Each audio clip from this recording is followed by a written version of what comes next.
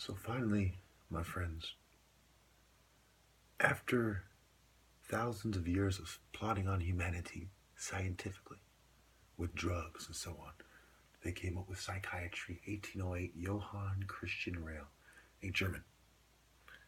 And he had his German Ashkenazi kind of Jewish network. And they spread, eventually, whether it was beginning, from the get or later on, it's obvious at some point. It spread rapidly through the Jewish financiers, the bankers, the money lenders. And by the time you had Waterloo and everything, the psychiatrists and the money lenders, the criminal networks of England and Europe, the criminal networks of America. What is a Hell's Angel, right? It's a gargoyle. One could say that's one argument one could make. I don't know myself, but it makes sense, and that might be why they use the symbolism and why they put it on the wall in my house, right? And they say stoned. A gargoyle stays stoned until it's time to kill to defend something, to defend a temple. So what temple are they defending, if not temples like the Church of Satan and Masonic lodges? And it's the same thing with other gangs. Now remember, the average gang member probably doesn't know. I was never officially accepted as a Crip, for example. I was in a crew that backed up Crips and we hung out. And as an individual, I was accepted in. I was an honorary member. And they said, okay, you can get tattooed. Okay. And as long as I don't put the set on it to show that I'm part of the greater network and I got their back. You understand me? And so, I don't know if every person in a set is aware that they're in a secret, they do the bidding of a secret society. I don't know. There's some things I don't know. And there's some things that some of them probably don't know because some are kept in the dark. My perspective is not everyone knows, and not everyone knows why it's called that, and not everyone's laced within a set that's jumped in. Okay? And as a result, after dealing with Compton Crips, Seven Trees, and all these real niggas, real gangsters, you know what I'm saying? I came to the unavoidable conclusion, years ago, that secret societies are controlling the street culture, and there's a war within the community, within gangs even, between people who are Christians and people who have more of I'm a gangsta materialistic philosophy. And as a result, we fight each other sometimes about what to do. It's part of the reason why niggas catch fades. It's like, think about Egypt, right? The different temples that don't like each other. Within gangs, there's different religions and different temples and different ideas about how to do things. And part of that comes from their family and their culture and their religion. Some of us are from different tribes. And so we catch fades sometimes over what to do with a potential enemy or someone who's insulted us or someone who's ripped us off. And you see what I'm saying? So, at the end of the day, gangs and secret societies have refined their ability to plot, and cops admit that. In the documentaries, they call prison gangs, no names, secret societies. If you really want me to, I'll put in the comments the link. Okay? They say they refined their skills in prison. Well, how does that apply to the secret societies who have been drugging people as alchemists for thousands of years, who became the poor knights of Solomon's Temple, and then became the Knights Templars, and then went to Scotland and Rosalind Temple and went around places, and then reemerged supposedly as the Masons, and you have Templar degrees in Masonry, so regardless how you slice it, that's part of their philosophy. How does that apply to them? Refining, plotting, and drugging, and how much they want to tell you about human behavior, and how much is top secret, how much is secret, how much is hidden, how much is hidden in plain view, and how much is just obscured in general. Thank you. Alchemy is key in Masonry because for the longest we have been drugged by chemists. And part of being proud to be white, from the perspective of the pagan who's connected to his white counterpart in secret societies, for example, the poor Knights of Solomon's Temple, who became the Knights Templars. This is why Solomon's Temple is so key in Masonry, is because they used to be called that. And of course, there was the Knights Hospitaller. And so this connects secret societies definitively to the very beginnings of the modern hospital, as well as to chemistry, alchemy, right, which eventually gave us chemistry, and Berzelius, right, and these science departments. And pagans were scientists who studied nature, and that is how they studied God. They were natural deists, pantheists, some were fucking nihilists, and so on. And there was varying degrees of evil, and there's varying degrees of being wrong. Some pagans were close. You're like, that's the light temple? You're right, there's something to do with light. You're on the right track, but you're wrong.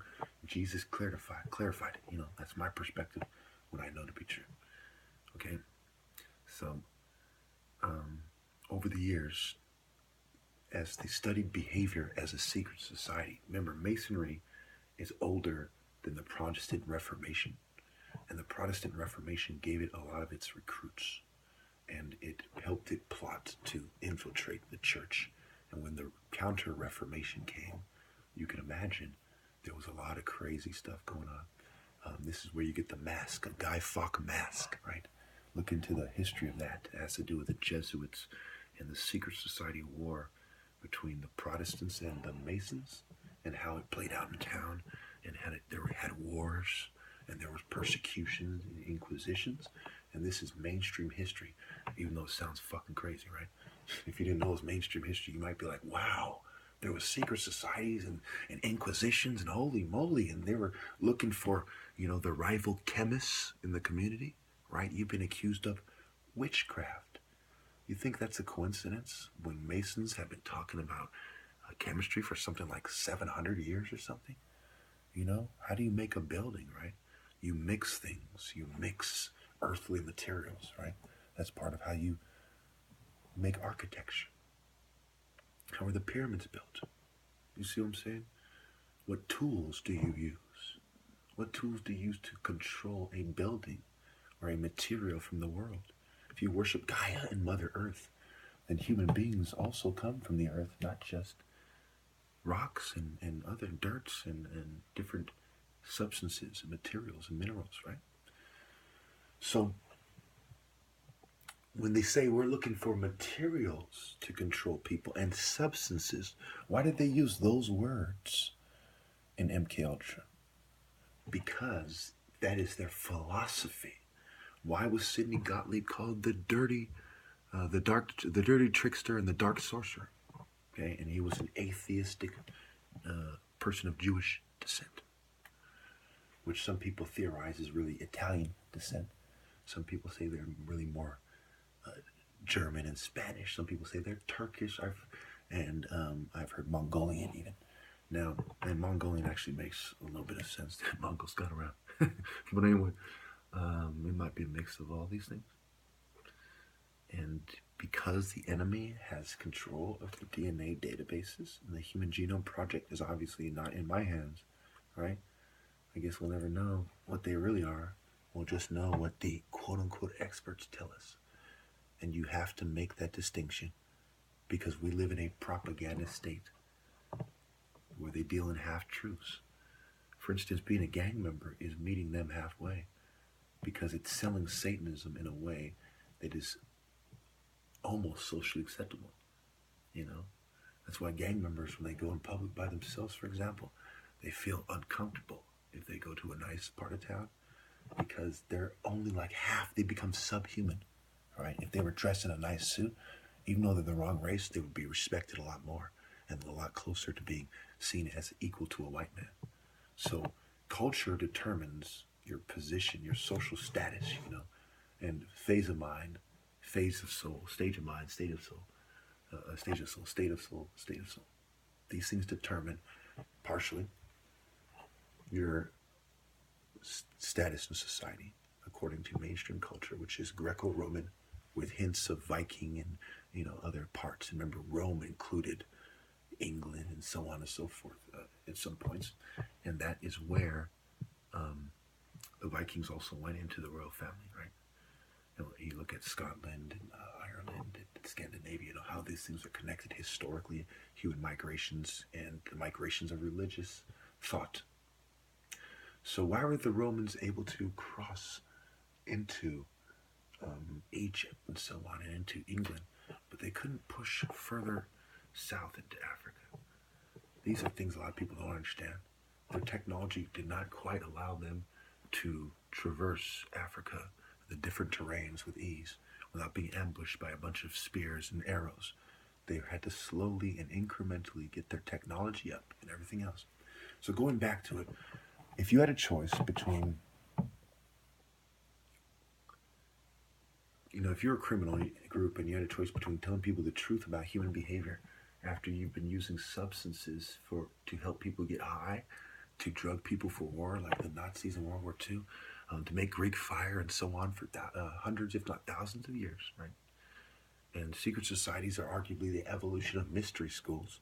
So this has been done for thousands of years. Is one perspective, which is my perspective. But certainly, historically, it's certainly been done for hundreds of years intensely. So whether you count it as the degree in the last 500 years or so, we've been doing it, they've been doing it, or you count it as the degree they've been doing it for the last thousands of years. And so when they do it, it's like we do it because we're society and we allow it, right?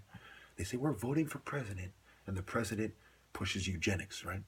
Like all those guys from fucking 1900 something, I forgot, I used to have it memorized, 1908 or something to 1981 with the last sterilization. So on record, eugenics was approved by society, well after King.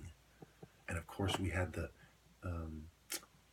coerced salpingectomies in the California prison system in I think 2010 and 2015 or so, I believe it was, across the country somewhere. The prosecutor kind of coerced the defendants into getting sterilized as part of plea bargains. So society is putting up with it to a certain degree. So look at the alchemy, okay, and the hospitalers, and the drugging, and the option of how the government controls behavior, law enforcement, media, public information agencies, okay, services. I'm glad to be of service.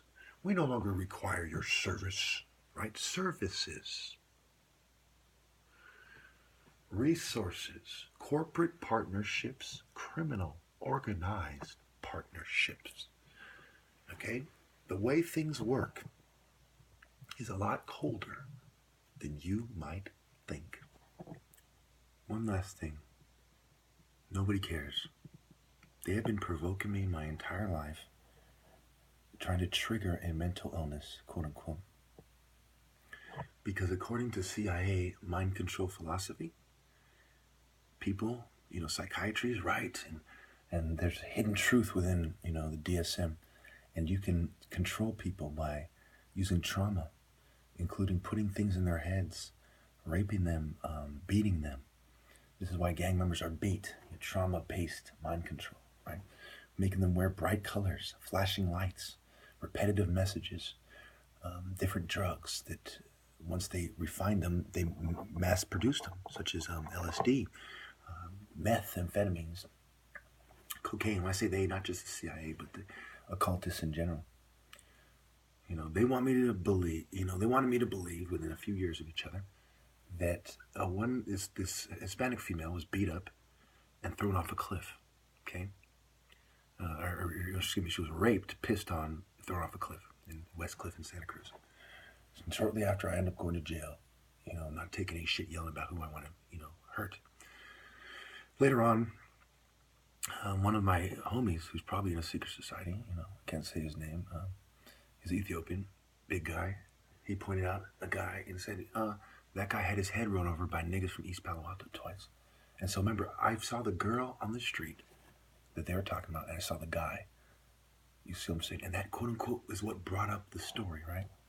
Now, one can argue these things happen all the time. But it doesn't happen that often with me, for whatever reason, growing up, in retrospect, okay? And they were stories designed specifically, true or not, to get a reaction out of me. I was told when I was younger that there was a Crip named Daryl Cook. I don't even know if he existed or never met the guy. His girlfriend was raped by East Palo Alto niggas. And then he drove around there and he shot up the place, right? It's like they wanted me, they're using rape